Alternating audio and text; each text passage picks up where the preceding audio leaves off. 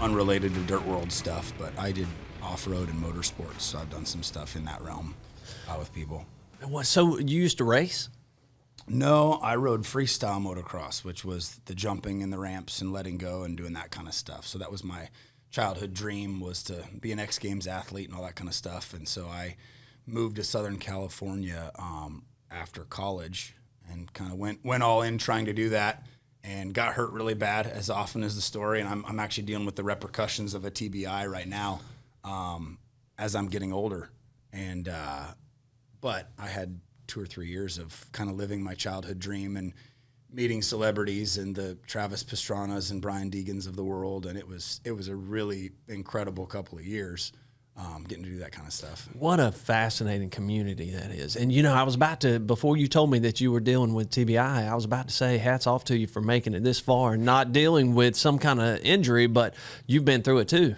Yeah, I mean, and prior to that, high school and college athletics and things like that, I've got, so I without going too far down, I have like a almost seasonal affective disorder, but mine comes in the summer, April or May, as like, it's like my body goes into shock as I get closer to when that TBI was. There's a phenomenal book out there called The Body Keeps the Score.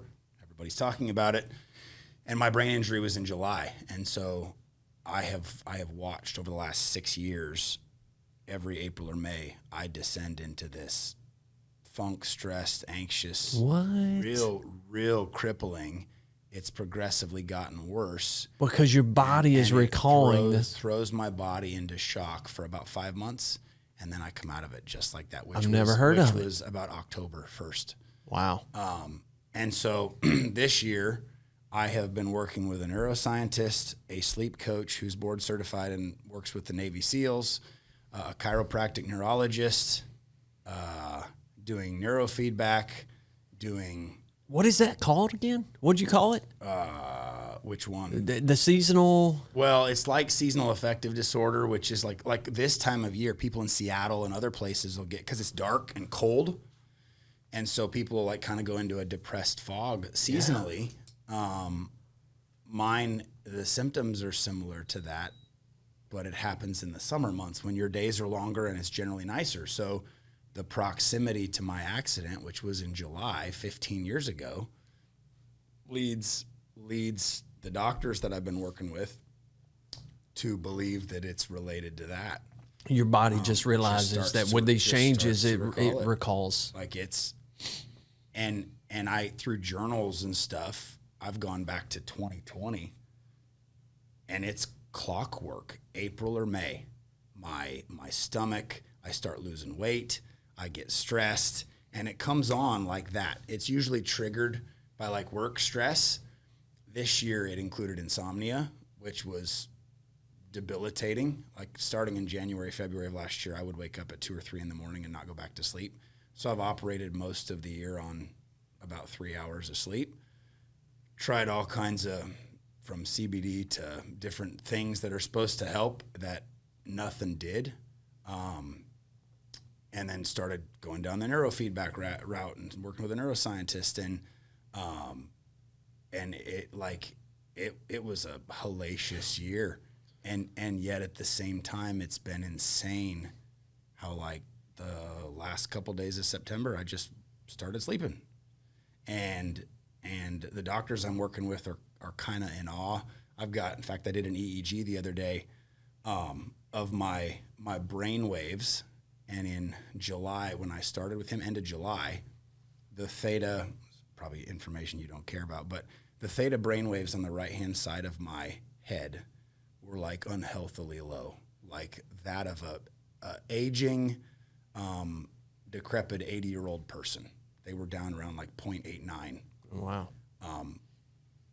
Last week, they need to be around 2.7 or above. Last week, same side of my head, they were at 3.69. So that side, like it's like my brain literally starts to freak out, and then it just and goes. Then it fires back up. Dude, it's the wild, and I physically feel the difference. Like I put the weight back on. I don't feel nauseous. I don't have a knot in my stomach. I'm not waking up anxious. When anxiousness for one, but sleeplessness, like the compounding effect of not sleeping is unbelievable. Like back to the conversation we're having with the gals about kids and child development. Like so much of the problems we see in kids today is because they don't sleep and they stay up playing video games, or they're overstimulated and they can't get the necessary rest. Yeah. Like sleep is the number one thing our bodies and our brains need to function. And, so true. And I started doing this. I got the Whoop. Yeah. And it's amazing. It shows you the quality of your sleep. Yeah. And what happens to your body if you don't get it. Yep. The neuroscientist guy I was working with said 7 consecutive days of no sleep and your body will go into psychosis, and 13 you will die. At the same time, what I have learned and they have said is you can actually survive off like 3.5 to 4 hours of sleep. You're not operating peak, but your body can survive on 3 or 4 hours of sleep a night. And that's what I got for most of the last year. And it was hellacious. Irritable with my kids. I could fly off the handle. Emotional outbursts, like no resilience, like hyper stressed. Things that shouldn't stress me out at all, just like make me crumble. And it's frustrating. Oh, it's huge. It's a huge deal. I'd cry at the drop of a hat, like super emotional. And it's just like, it's shown me. But at the same time, I'm learning the brain it was like neuroplasticity. Like you can retrain it. You can learn those things. And they're learning a whole lot more about it. You can undo things that get done. So, but it's been a wild year. It's fascinating. All of that from trying to pursue a childhood dream to jump a four-wheeler. You know, that whole community, I don't know if you know, so my wife and I started Dream on 3, make sports dreams come true. Well, we did a dream with Travis Pastrana. Yeah, and the kid he's not a kid, he a young adult, spinal cord injury, paralyzed. And so we took him out to Utah for one of the races, Nitro Circus and everything else. And we get out there, and usually when we do these dreams, and we've got a dreamer that is in a chair, we're going to sports events, they stick out, right? There's not a lot of people in that condition. You go out to Nitro Circus, and there are wheelchairs everywhere. Yeah. I mean, it was just, it's one of those things that it's not if, it's when. Yeah. It's really true. And I mean, I've got so many friends that have been in the industry forever, and everybody just kind of comes to a point that they're like, what am I going to do after this? And it was, I wouldn't trade it for the experience. Yeah. Like I said, I moved to Southern California. I was working in a bank after college, and I got a call on a Thursday, quit my job the next day. And on Monday, I was loaded up with my 1979 Chevy pickup, a four-wheeler, a toolbox, and a tent in case I didn't have any place to stay long-term, and immediately was thrust into that world. So like in Southern California where you're down there, you run in, like around here, you'll run into NASCAR people. Out there, you run into the Brian Degans, the Travis Pastranas, the Mike Metzgers, like all these OG people that I grew up reading about in magazines and watching VHS tapes of. Oh, yeah. And they're they're normal. And that world is not at all as glamorous as it looks like on ESPN. The one time a year where they're on TV and they make money, the rest of the year they're riding sideshows at monster truck rallies, which is like what I did. I rode, I think, a total of 4 shows. I was actually back east, back here, and I was a sideshow for a janky off-brand monster truck show. But hey, I was getting paid $1,000 a weekend, signed some autographs with some kids. Living your best life. I did the cha-cha slide in front of about 3,000 people. I mean, it was an unbelievable. And then I just met people. Like I met Travis at a SEMA event. What a great dude. Yeah, it's super and so good. I was there filming something actually it's part of the content thing, which is crazy. But I got to do some stuff for ESPN's Action Sports blog back in the day. And they wanted me to go to this event. It was called the Kicker Big Air Bash. They had skateboarders and celebrities. Well, they had a mini bike race, and Travis was out there doing it, being Travis, kicking people over, hitting their kill switch on the start line. And so I just was carrying around a video camera, and I walk up to him, and I was like, hey, that was a stellar move you pulled on the start line. And he, because he's so good at PR, he just fed into what I had said and talked and chatted and laughed and everything. And then the editor from ESPN was like, oh, that was so good. You got Travis. They were so pumped that I had done that. And yeah, he's such an incredible human, always on, Always on. rev Always limiter. on. Like I'm always wondering, when is that guy going to just hit and because you talk about head injuries and everything else. Oh, yeah. But yeah, he's an incredible human And he being. sat out there. He talked to every fan that wanted to come talk to him. He had the same level of energy and excitement over it. I don't know how he does it. Well, you talk It was about impressive. longevity too. He's lasted longer than so many people because he's invested back into people and fans. And you know, the Jesse Cole fans first thing, the people that'll foster that connection, that community, and make people feel special. Yeah. Like that will add to the length of their lifespan, so to speak, in an industry. What a cool story that Jesse Cole's story was. Did you enjoy listening to him? I did, yeah. The popsicle hotline. You remember him talking about that? How he went to the hotel and there was Yes. there was Yeah, he tried it he out. said a 10-cent popsicle just changed his perspective of the whole place. Yeah, and I think that spills into like doing things out of the ordinary that don't cost a lot but make people feel special. Little things. I was an RA in college, and I had requirement, like I have to do events and I have to do things to for my students, and it was like they were never well attended. They were always felt like they were forced, and I was like, you know what? When it was finals week, the thing that would mean the most to me is if my RA showed up at my door with a pizza. And so I did that for my students, like all my people on my floor. I bought a bunch of pizzas and went and knocked on their door and, hey, hope you guys are hungry. I brought it. And they loved it because it's practical. What college kid's not going to take a free pizza? And it wasn't like, oh, we're going to go have a building softball tournament on the Greenway. Do you guys want to come? and stuff. So just practical little things. Slight edge. That's all it is. Yeah, just that don't little cost bit a of lot of difference. money but are thoughtful. Jesse Cole talked about the love languages, the 5 love languages, and for their staff. And I mean, it's a stretch to think of a bunch of pipe fitting crews will sit down and take a test, but man, having kids, and when you start to see their love languages come out and understanding that, man, that's how people receive love. And you get someone on your team that's a gifts person, a $5 Chick-fil-A gift card is like they won the lottery. Or patting them on a person that's physical touch. You can spot those people because when you shake their hand, a lot of times they'll shake with both hands, or they pat you on the shoulder. And so like that's a love language that speaks something to those people. And and I think the psychology of that is so humongous when we're talking about making people feel cared for. It's big. We got our teams listening to this right now saying, Brandon, don't you dare come out here and start talking about our love languages to us. They'll know that'll be the next. Manly. Yeah, that's all right. No, but it's powerful stuff. We're talking to Seth Fargher today, founder of Construction Video Pros and Heightened Creative. Seth, you have helped companies in our industry tell their stories, which is it's one of the favorite parts of this industry for me. I know you were out at the Dirt World Summit too, and we were there, and that's always a weird time for me because I'm walking around and people say, hey, dirt, give us the dirt.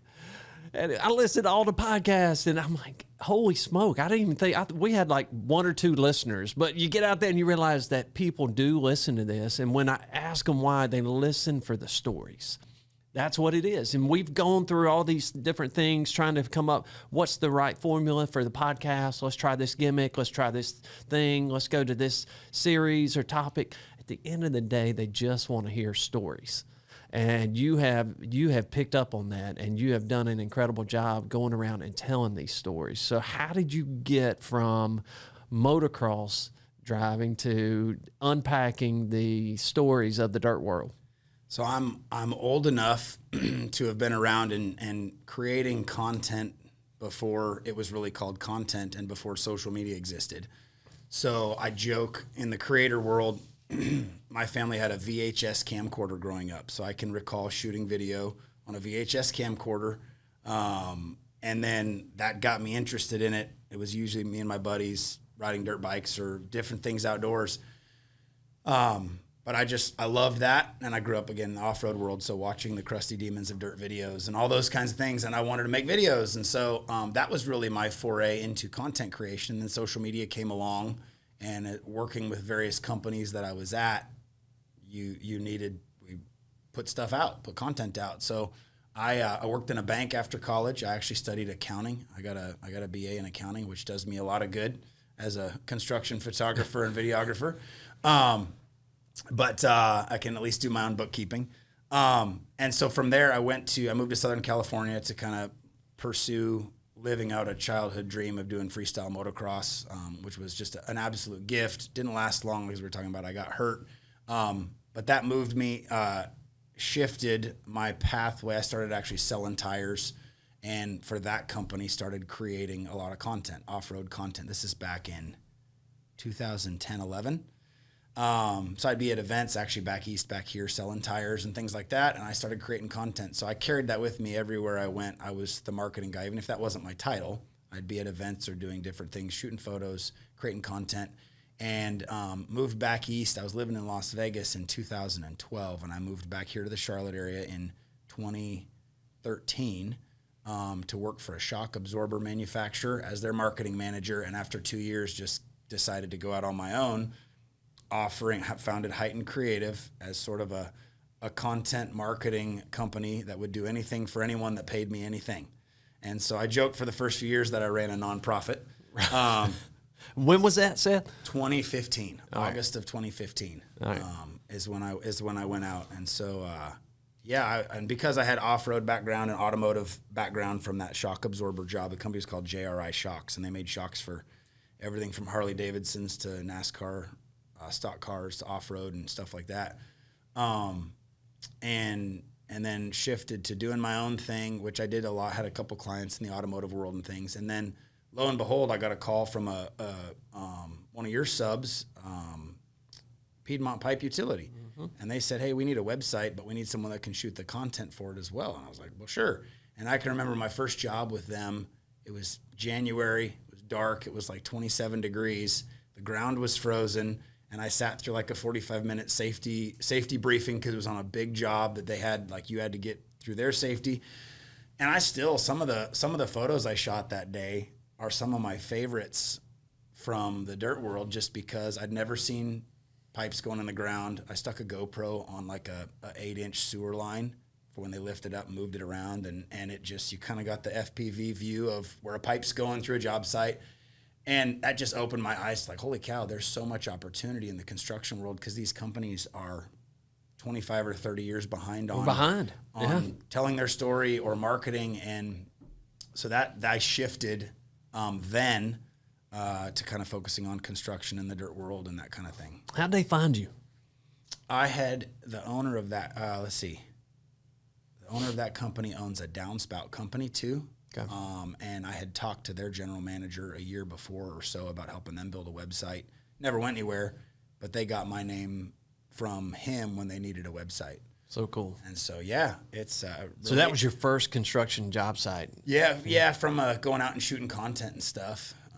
So from that point, what do? You just said, all right, how do I keep digging into this space? Started calling, literally like, that was 2017, 18. And so there weren't many people out there, like blue collar photographers doing that. Aaron Witt was, I think that's around the area where he was really getting started. In fact, I had no clue who he was. I figured out who he was because Piedmont Pipe had posted some of my photos and tagged Aaron in them. Like, I think to like, hey, get his attention or something like that. Right. And I'm like, who's this Aaron Witt guy? And so it's really funny. That was my first encounter with him. And there wasn't a lot. The dirt world certainly wasn't interested in content, and to a degree still isn't, which is unfortunate, but it's coming around for sure. And so, yeah, I started cold calling companies. There's a company, Brian Long at Concrete Matters. Mm-hmm. So I saw one of their trucks at exit 42 in Troutman about 6 years ago, and looked him up, didn't find anything but a phone number, called and left a voicemail for someone that wasn't Brian, but Brian called me back and was like, yeah, we probably need to have a website or something. And in fact, we're owned by a company called Dane Construction, and, they probably could use one as well. And so it's just cold calling. I've got to call it my Rolodex, but it's a Excel spreadsheet that's, I don't know, probably got 300, 400 names of companies that I just started cold calling. My wife for a while would text me a name that she saw driving down the road. And it's funny, it it takes 6 months to sometimes 3 years before someone Calls you back. call back. Or like I had a company, RCI Energy Services, they were called RCI Construction. I went back on my little Rolodex, and my little note was sent a generic email to the only email address I could find. But somebody in the company kept my info and passed it along, and then it's like, hey, when we need it, here's this guy. And so that's kind of how it's steamrolled, and then into referrals and working with different associations. And the industry is very tight-knit and very small for as big as it is. And then relationships just matter so much. So that was kind of the foray into the dirt world and doing construction stuff. But just a lot of seeing a company calling. Maymead Asphalt Paving has been a client for a long time. They paved the road in front of my house, and I was just like, I got to get a hold of these people. I thought they were just a local paving company, and I quickly learned that they're a whole lot bigger than that, which has been part of their story that we tell. And it's been funny over the years working with them. So many other people had the perception that I had, was like, I just thought they were a paving company. I didn't know that they have a quarry and 2 concrete plants and all this other stuff. And that is the reason dirt world companies got to get on that. I tell people when I get to speak, like, the worst thing someone can say about your company is I had no idea. I had no idea, because you're missing opportunity. You're missing to sell them other services. I saw a guy, a lot of people up north, they'll repurpose. Snow flies, they can't dig, so they put snow plows on their trucks and do that. Well, if I'm a restaurant owner and I know you're my buddy and I know that you do asphalt paving, I don't need my parking lot paved, but I sure as heck need the snow removed all winter long. And if I didn't know that you do that, missed opportunity for you. And so, yeah, that's the important aspect of, gosh, just banging the drum of this is who we are, this is what we do, and you can't scream it enough, because people will form a wrong perception if you don't tell them kind of what to believe about you, what to know. Yeah, we were guilty of that too, and we jumped on it. And to your point, it was everyone in this industry was late to the game doing that, and so your timing into starting the business and your approach to it was perfect. Yeah. Right then. I mean, that was the ideal time to get into that, because everyone was just starting to realize the value of being able to tell their story. Why do you think construction companies don't tell their story more? Why do you think they want to hide from it? I don't know that people so much as want to hide. I talked to a company on the way here. There's still a perception of... Did you cold call? No, they called me. Did they? They See called that me. now? So a Google search. Now you've made it. I'm flattered, but it's interesting. So I'll get random people, so backstory on the name Construction Video Pros. I got no's enough from 50, 60-year-old business owners. Heightened Creative doesn't sound like anything, but if I have construction video in the name, even to a 60-year-old crusty old business owner that doesn't believe in digital marketing, at least he knows what I do, because it says construction video. So I rebranded as Construction Video Pros back in probably 2018. So Heightened Creative is no longer. That's my LLC. So okay. Heightened Creative is who an invoice comes from. Construction Video Pros is just a brand and a website to give people a visual. A ton of people that I work with, they don't know the name of my company. Just call Seth, because that's the way a lot of smaller companies, like, hey, here's Seth, and he's our guy. And so that was when I shifted. I made the logo because I liked the construction sign, and I'd just gotten my Part 107 to incorporate drones, and so I rebranded kind of as that, to just make it blatantly obvious to someone what I do. And that was where that shift took or came. And yeah, I just started going after companies. But to your question of like why they don't, people are still skeptical. They want the ROI. We'll spend $1 million on a piece of equipment, or we go through this much diesel fuel in a given month, but I don't see any value. A company I talked to on the way here, that's where it was coming from, was they looked me up online because they got a utility job that they have to provide photo and video updates on. So they searched construction video people and came to me. And we got to talking about that part of the job. And I was like, yeah, if you guys do anything marketing related, love to talk about that. And he's like, really quick to say we're all public, low bid wins, public projects.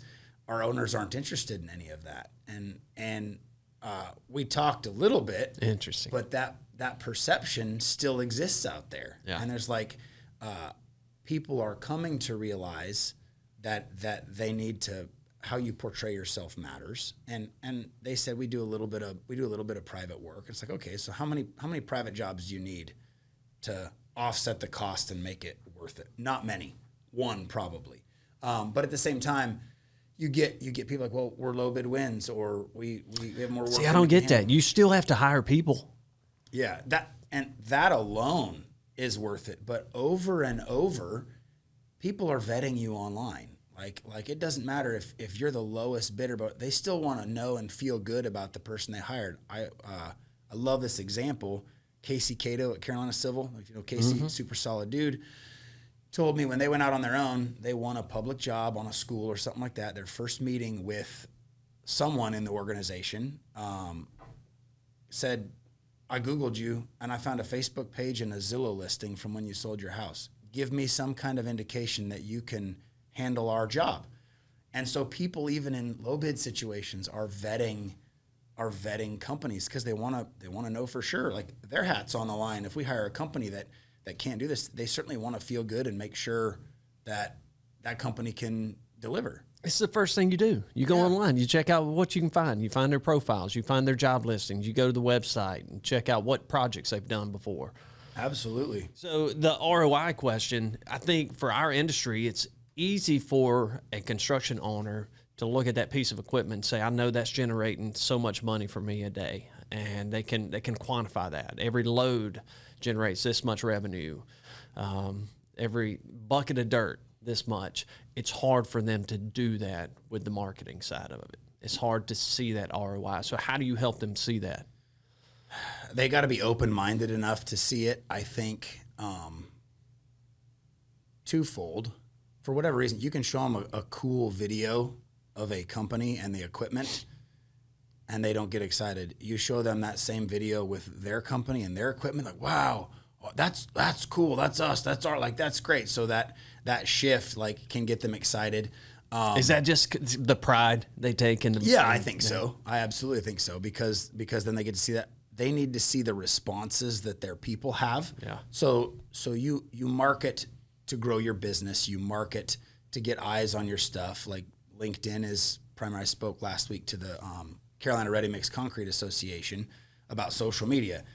LinkedIn has kind of a specific audience, and other social platforms do too. And I would say LinkedIn is your B2B. You're connecting with developers, or you're connecting with subs or whoever to do business. Facebook is by and large your people, and they are the ones that will mash that share button so that Grandma and Aunt Edna can see it and go, look at what my little Johnny did or built. And there's a meme that I always reference, Leonardo DiCaprio from one of his movies. He's got a beer in one hand and he's pointing, and it says, every blue collar dad in the world saying, see that, I built that.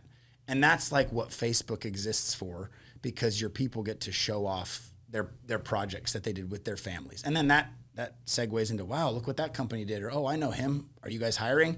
And so knowing that is hugely important because that helps direct how you tell the story and that kind of thing.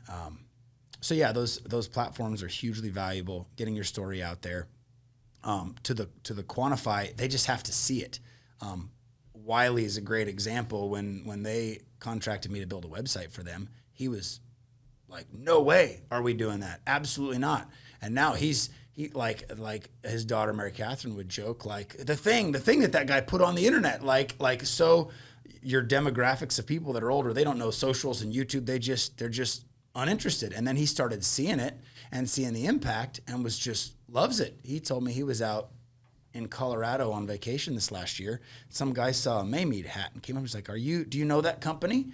He said, yeah. And he's like, I watch your stuff on YouTube. And he was just flabbergasted that someone states away could see that. And then you get to see also the rapport among people. So if you put content out on social media and people, playfully jab at one another or celebrate each other and that kind of thing, you get to see that's not a quantifiable measurement, but it measures, you get to see people's comments of, oh, I love working for this company. You get to see the tangible effects that way.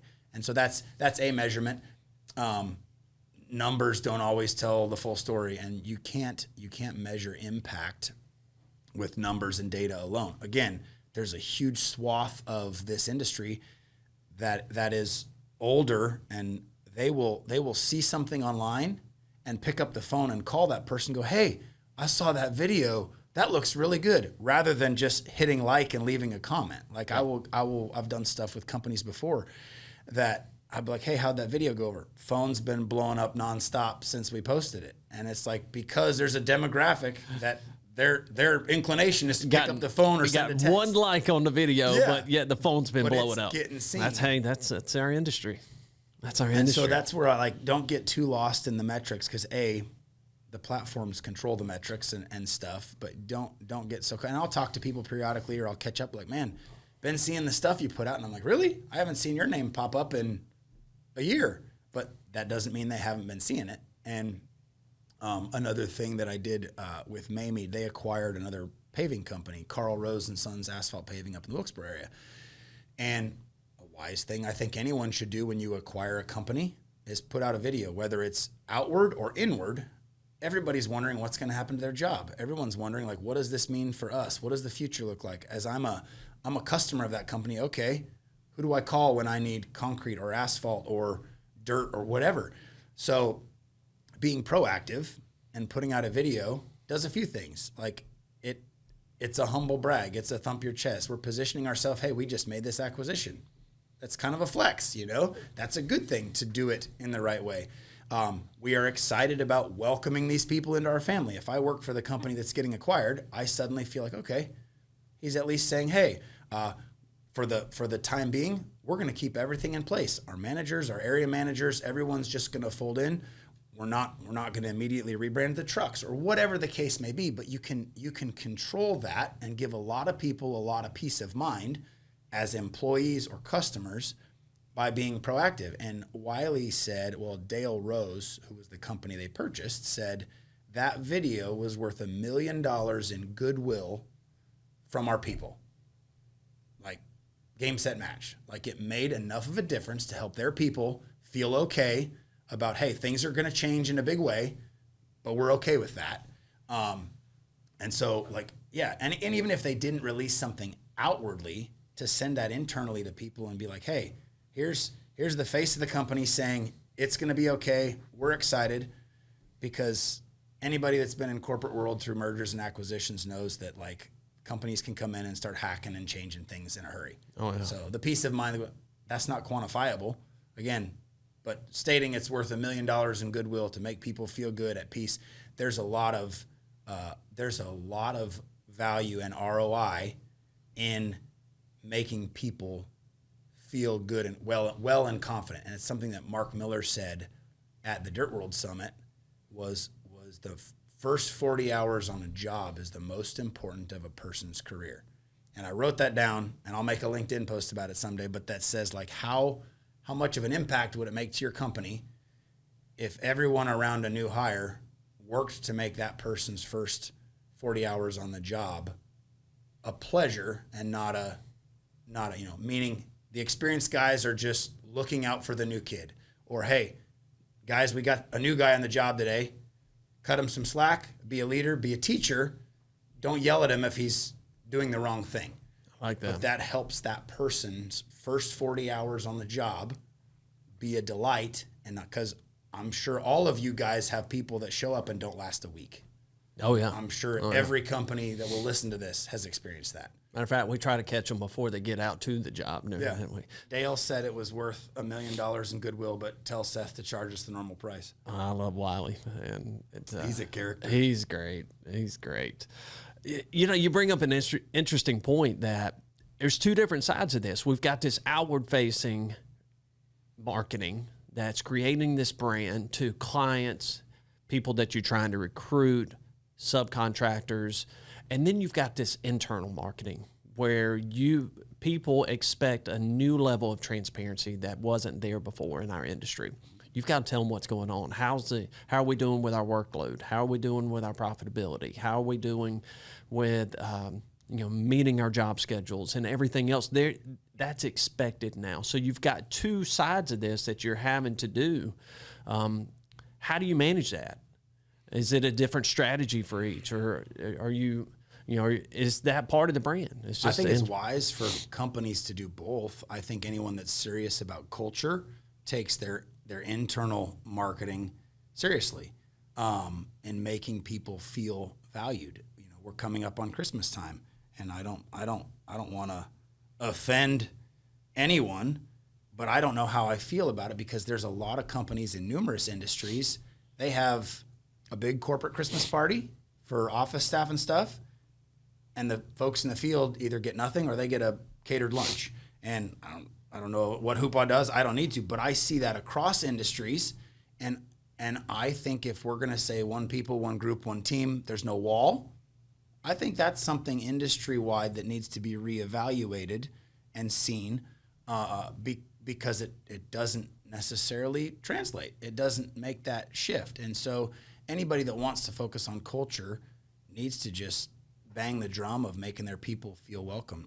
I referenced when I spoke last week for the CRMCA, Discount Tire Stores does such a good job of, they're a fascinating organization. Guy's name was Bruce Howell, wrote a book called 6 Tires and No Plan. Before he died, he's one of the wealthiest people in the country, always on the Forbes 400 billionaires list. And their way of building culture, equipping leaders to do stuff, kind of like Chick-fil-A or other organizations where they just have a certain personality.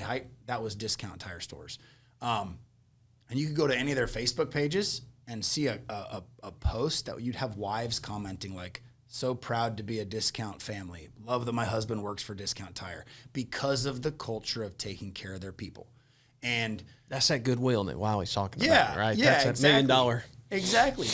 And if you've got, there are companies that abound whose spouses look at the company and are like, "I hate the company you work for," or another late night that you're not making at home, or they begrudgingly look at that. So if you can treat people and families in such a way that the spouses champion the fact, I'm not happy that my husband likes his job or my wife likes their job. I'm happy that they work for that company. That's a huge thing, and you're doing something right culturally. So important. And it takes work, and it takes messaging and marketing to make people feel valued. A beef and gripe in this industry that I see often, and oddly enough from larger companies, is they will get on the marketing bandwagon, hire a marketing person, throw them in a cubicle and say, "You're a marketing person. You need to do social media." And that person, it's most often some young gal right out of college, but they do the best they can. They manage shirts and T-shirts and hats and giveaways and social media, and they don't have content from the field. And so they are left to shake trees and bang bushes and try to get random janky cell phone pictures out of people that don't have a porta-john in the background or a finger halfway covering up the lens, or that aren't taken directly into the sunlight. And so I see companies in the hundreds of millions of dollars in revenue whose social media feeds have pictures of college and career fairs, golf tournaments they've sponsored, or office party lunches. So true. Because and in the spring and summer, lots of interns, because that's what's close to the office or cubicle of that marketing person. Yep. And I don't fault them. They're doing what they can, and they have this task, but they need content. Content is the fuel that makes social media and marketing, digital marketing, run, and it's the way you control what people believe about your company. And so to do social media without having a content strategy in place or equipping that person with at least a little bit of a budget to go get the content they need to use is going to make for uninteresting, unengaging content. And you can see it. You can see generic posts that get thrown up. I had a company come up to me one time. I was at an event. Guy walks up and he goes, "You do social media stuff?" I was like, "Yeah." I was like, Can you tell me why our company puts stuff like this up?" And I said, I can tell you why I saw that, and it really, I died a little bit inside, and I can tell you why. That person's doing the best they can with what they got. And powers that be won't equip them to hire someone to bring in that content or that. And so, it's unfortunate because companies that are so much smaller see it and will spend the money or the budget to get that great content. And ultimately, it speaks to what you were talking about, the people. Like posting at a job fair that, hey, we're here, or we sponsored a golf tournament, doesn't do anything for the people in the field. And Aaron said it at the Dirt World Summit. He very, very passionately said, like, no one in this room builds anything. You got some operators there, no doubt, but by and large, it's executive, it's people on the other side of the wall. And he said, no one in this room builds anything. Like, the people in the field do the work and build the stuff, and showing them some love on social media, or making it more about them than the office lunch and the other things. That's how you build culture that they're not going to be a part of. That's right. Like that's how you do it. That's how you build culture. And that's your answer to that client that says, hey, we're a public bid contractor. Like, you still have to build culture. You still have to have your people behind what it is that you're trying to do. Absolutely. Yeah. Yeah. So, I mean, I think it's changing. I think there are far more companies interested in it. And what kind of companies are interested? Are you seeing a common thread with the ones that are willing to make the investment in it? Are they ones that are committed to culture, to people first kind of businesses, or are they? Yeah. What's that common thread? I think there's certainly a lot more of it. We mentioned Concrete Matters. Brian's huge about that for his guys. And again, it doesn't have to be huge. Showing up with donuts or Chick-fil-A to a job site is a small, simple thing to say, hey guys, I know you came out here super early this morning. And I see that. It's not about the biscuit or the donut or whatever. It's about recognizing, like, hey, you had to get up extra early for this pour. We see you. And it's little things like that. Again, not to hijack it and talk about love languages, but it's small, simple things that speak impact to people. The best leaders know what speaks to their people and will speak to them and reward them. When I went to college, I went to a small D3 school in Southern Illinois, podunk school. I went to play football, got hurt, and became a manager. And my love language is words of affirmation. And I spent my college career, where I really wanted to be on the field and a superstar, scrubbing grass stains and blood out of uniforms. We got new uniforms, and everyone loved that we had bright white pants and jerseys, and I wept because I knew you were going to be that guy. I knew that, like, I would go through bottles and bottles of spray and wash, and I was in there scrubbing stains, throw them in the washer, and one of our coaches stopped and he goes, "Thank you for what you do. This program could not exist without you." And I was like, I'd have kept scrubbing blood and grass stains. That's all it took. Because I was seen and appreciated. Yeah.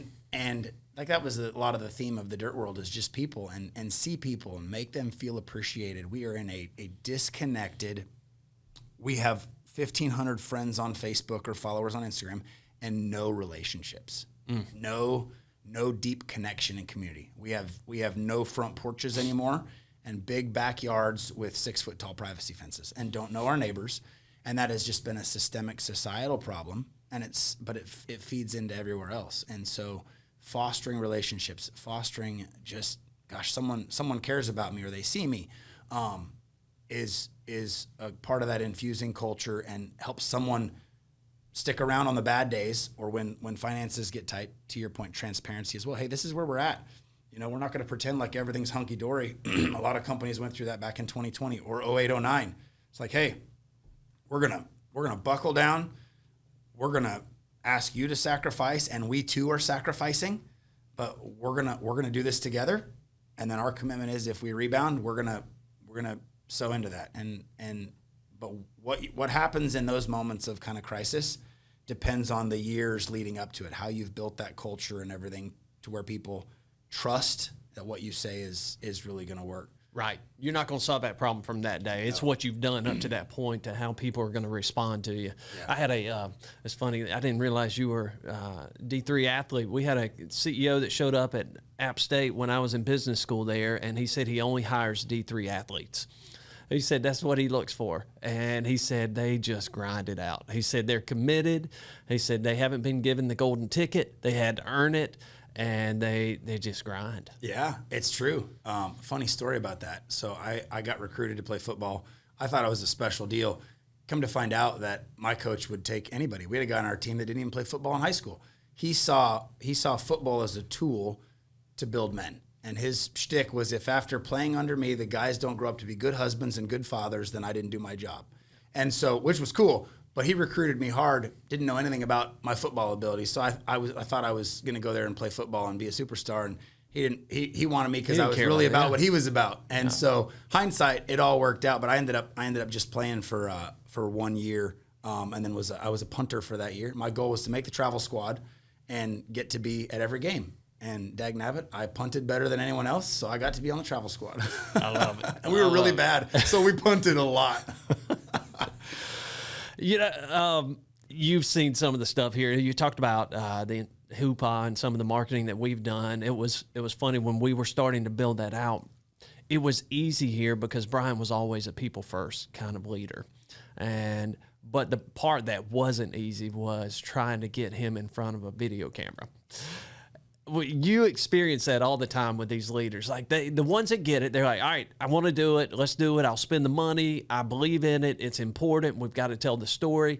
And then you say, all right, rolling. How do they react to that? And how do you get these guys comfortable with being behind the camera, in front of the camera? It's hard. I would say like that's always a challenge. Yeah. Some can say, script it and have a teleprompter. Well, the number of people that can read and make it not sound like it's not as easy as it looks. Yeah. And so it's hard. I try to make them as comfortable as possible. If I have experience with people, I may or may not give them some talking points because the goal is just to get them talking. And if they're too worried about what they think you're going to ask or they're going to say, they're going to worry about having the right response. And it's hard, just to be honest, in this world. There are brilliant people who can lead organizations and they don't want to talk on camera. And so I do a lot in post. But it's got to be them. Yeah, nobody else can do it. Yeah, it's got to be their face. It's got to be them speaking. And I've had stuff where people jumble words, or maybe they don't use perfectly clear grammatical, but that's them. That's okay. And to the CEO of Bank of America, he's gonna be like, oh, but he's not marketing to them. He's marketing and trying to attract 18-year-olds out of high school that need a job, and he's trying to just be real and authentic. And so I'm not gonna make people retake every time they flib a word or something like that. I do a lot in post. I will, if there's an in the wrong spot or they tripped something, I will go and trim it out of another spot and put it in and lay B-roll over the top of it so you can't tell. Kiana has to do that for me all the time. They're tricks of the trade, but it's hard. It's general. That's one of the harder things that I do. I mean, an easy day is going out to a really cool job where there's a cut over here, there's a pipe crew here, and there's a fill over. There's these different things, and I can go out and in 2.5, 3 hours shoot a bunch of stuff. It's awesome. Put a really cool hype reel or something together. If we're doing sit down and interview someone, I can get an amazing speaker to hit everything I want them to say in 10 minutes. And I've had people drag on for 55 minutes before. And when I got it all said and done, I had 3 sentences of what I deem usable stuff. And so you get creative. I got a voiceover artist I work with that's phenomenal. I will then script something to say what I want, and we'll use a voiceover and then just pop in the sound bites from somebody else. It's important to have that face and that name, so we want that, but we supplement it and the meat of what we want. So that's just learning as I've gone. But there have been many times where I've sat there. My wife would tell you, I'm pardon the expression, we're trying to polish a turd here. We're struggling with it. But you know what? You bring up another good point, that people are craving authenticity now. It's so hard to see something real. And if you're just real, they don't care if you're an English major. Mm-hmm. Just be real, be vulnerable, be authentic. And I was so proud of Brian for leaning into that because he didn't want to do that. He was not comfortable doing that. But now, man, he'll go live on his phone, and he'll jump in front of it, and he's just comfortable being himself. Yeah. And I think that's a skill set that leaders need to be able to press into. Yeah. Nobody's ever comfortable doing it. No. You just have to do it. That's the role. Well, and from showing your humanity, your humanness to your people, is hugely important. But then also from a general marketing and business development side, that's how you build know, like, and trust is by being authentic. Hey, we screwed up. We bit the bullet. This is how I fix it. Like the number of people at the Dirt World Summit that I've talked to that have had heart-to-heart conversations with Herb Sargent, and that dude's walked them through. Like, he's shared a lot of screw-ups. He's shared a lot of mistakes. And the people that are willing to talk about their mistakes or their screw-ups or how they fixed it, praise their people, and then humanize themselves. Show a video of them teaching their daughter how to ride a bike. Because at the last week when I spoke, I asked everyone in the room, like, how many parents do we have in here? And just about every hand went up. I was like, okay, every person in here can relate to you on some level. So whether your daughter just graduated from college or your son scored a touchdown or you just welcomed a baby to the world, every person in here can relate because they've been there, and that's humanizing it. I posted a video of my wife's crazy surprise 40th birthday for me. I saw that. Week. The team sent it to us. You know why? Yeah, because I had my hair shirt. Because you were in a Hoopla grading shirt. Again. Yeah. Give nice swag. People will wear it. It's one of my nice. My wife says that fits you well, so I wore it. I thought we were going out on a double date with some friends. Lo and behold, there was a 40th birthday party, and that's been one of my most engaged posts in quite a while. And I got a bunch of personal text messages and calls from people. Hey, I just want to call and wish you happy birthday. Yeah. And it's like relationships, and it was me awkwardly looking into this room, very much taken by surprise. But it's real, it's authentic. My wife and my kids are the most important people in the world, so it's a chance to kind of praise her. Because I keep joking, I want to bring her to the Dirt World some things, but we keep having kids, and so she's always locked in at home.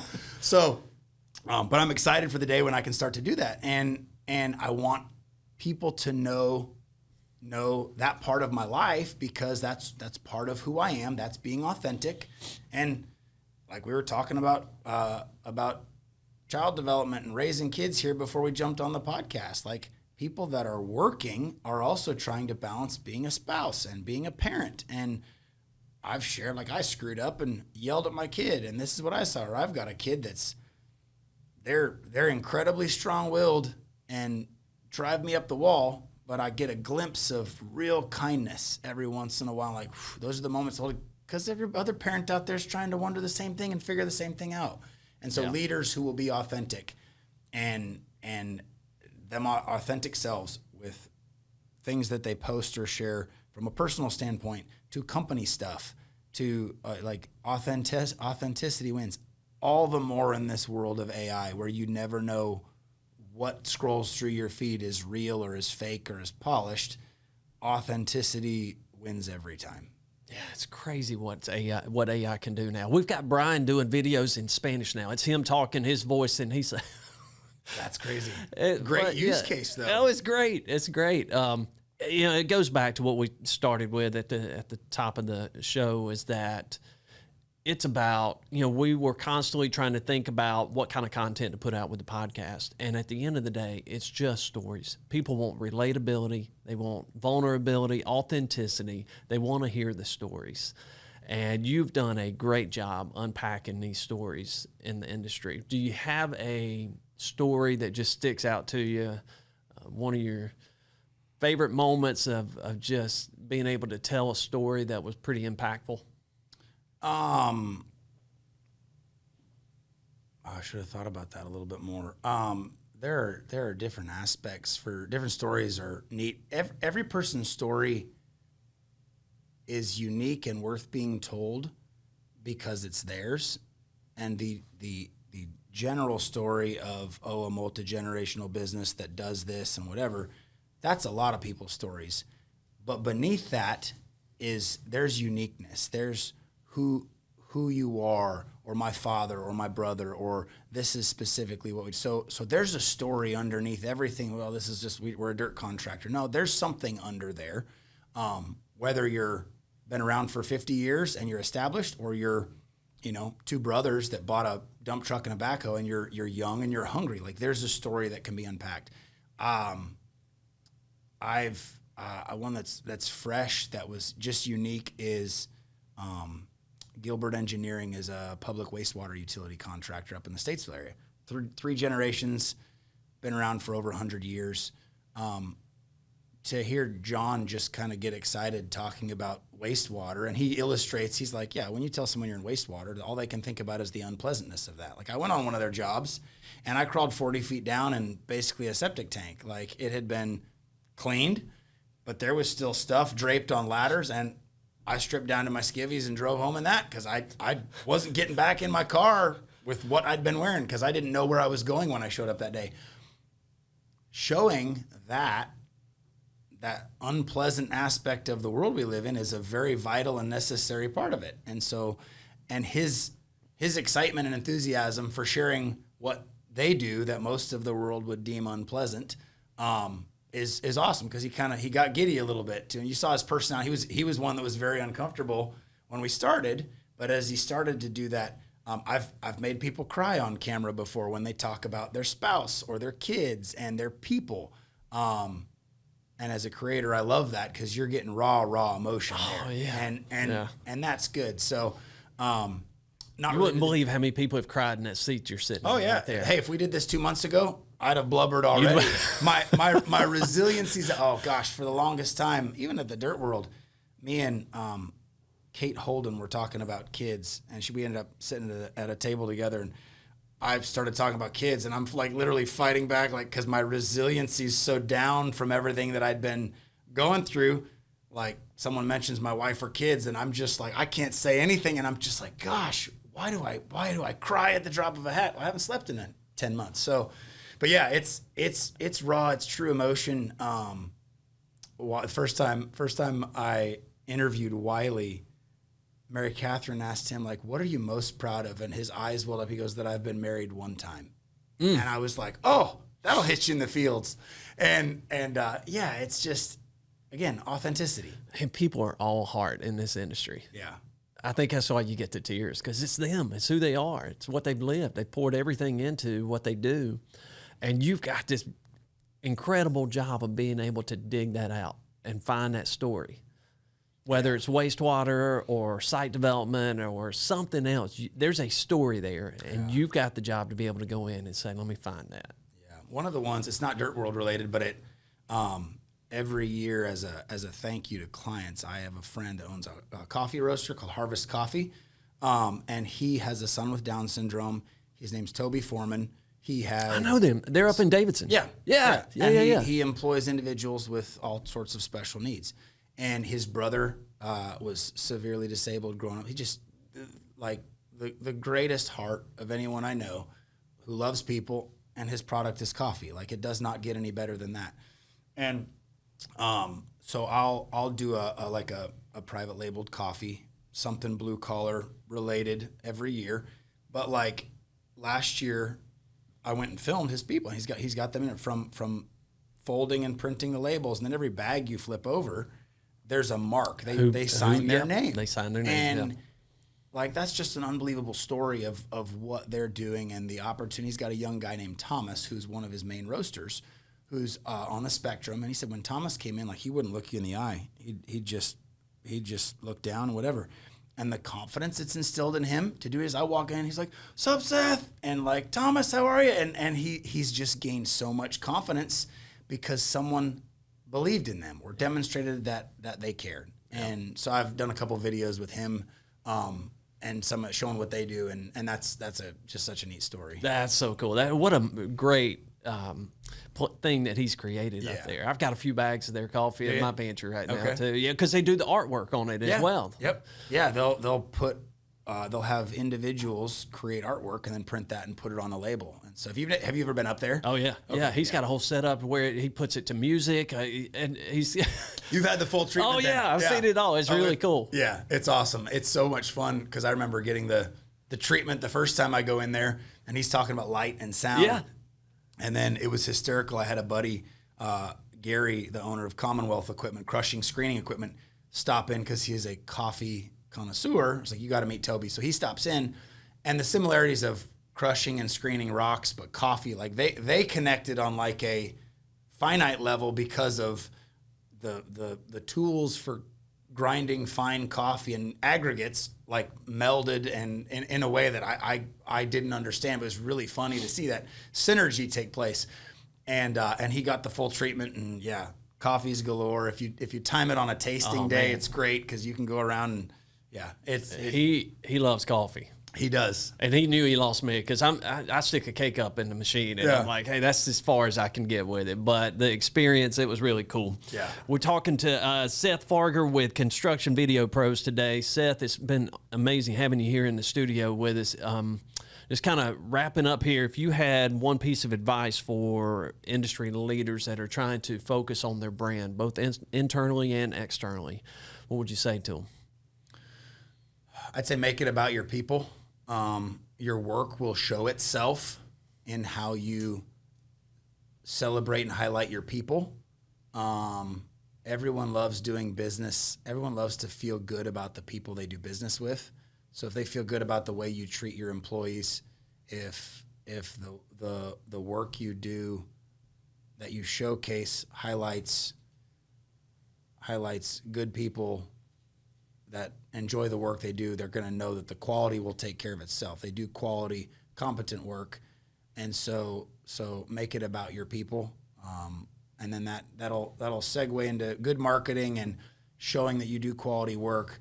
But it's going to make your people want to stick around longer. It's going to make that investment. Throughout my life, the thing that I've seen, and I've worked in banking, I've worked in tire sales, I've worked in manufacturing, and the same thing applies to everywhere. How people feel about you, or like how you can make them feel, will directly impact their performance, their willingness to stick around, who they are, and how they operate when they go home. Because if we're creating crappy, stressful environments on the job, we all take our work home with us, and then we're less than pleasant when we walk through the door at night. And so you can change that, like the discount tire side, by, hey, what if people come home and they aren't stressed to the max? They are a joy to be around. Well, then their spouse is happy. Anyone that's been married to someone that's worked in a crazy corporate stressful environment knows what it's like being married to that level. And so focus on people, just impacting people. The sales, the marketing, I think all that kind of stuff will take care of itself if you really focus on your people, making them feel important and know that they matter. What great advice. I love that. I love that you brought that back to us, because the story's there. You're not trying to sell anything. We don't have to manufacture something that's not there. Just tell the story. And you go to the people, and I mean, what we do is so cool. And you have those stories on your job. Concrete Matters had a dad, and I think all 5 of his sons working there at one point in time. What does that say about the company if you've got multi-generations, but you got 5 brothers that are there? You got. It's funny. I wanted to do like a story session on like hidden talents, because I've met companies where someone's like a gospel singer in their spare time. Like, these are blue collar trade people that have this uncanny, unexpected hobby or talent that no one would think of. The stories are there. And then, people that have been out there, maybe a military veteran or whatever that came back, like, the stories are there. Just know your people, focus on them, and those things will bubble up, and that will just draw people in. Yeah. Seth, thank you so much for coming in today. Thanks for having me. It's been an honor having you in here. I'm excited to get this episode out. You got big Thanksgiving plans? Staying home. We host for Thanksgiving, so in-laws are coming in. How many people? Like, there'll be 4 extras. Okay. So it won't be huge. You're gonna do some cooking? No, I'm gonna watch the children and keep them out of the house while my mother-in-law, my mom, and my wife do all that. That's your job. Keep the kids out of the house. I am going home today to take my kids out of the house so my wife can cook and bake and clean. That is my responsibility, is to keep the little humans active and out of the house. That's a big job. So it is a big job. We have lots of fun. We're going to go to Tractor Supply and spend some birthday gift cards. We have almost an acre, so we've got a dirt bike and an ATV to terrorize our neighbors with. So we'll probably be out around a bonfire pit. That's what it's supposed to be. Riding dirt bikes and things for the next few days. So, how does somebody find you if they're interested? LinkedIn is my kind of primary preferred place. Just my name, Seth Fargher. Construction Video Pros on Instagram is those are kind of the two places that I spend most of my time. LinkedIn is really where I'm at. If people want to connect, I enjoy it. I've built such a great community of awesome people there. That was one of the biggest reasons I went to the Dirt World Summit, was just to shake hands and hug a lot of people that I've traded messages with and honestly become friends with, but I've never seen in person. And so that's why I hope to go back again this next year. And that's a great community. It's all about the relationships, and like to your point, this industry is just, that's what it's all about. It's good people, relationships. People never leave this industry. They might go from company to company, but they're going to be here. Yep. And so those relationships are going to matter the rest of your career. Seth, we'll put it in the description too. We'll make sure people know how to get to you. Thanks again for coming in, and happy Thanksgiving, brother. I appreciate it. Same to you. Until next time, keep leading with purpose and passion. If you like listening to the Give Us the Dirt podcast, we want you to hit the like button and subscribe for more great content.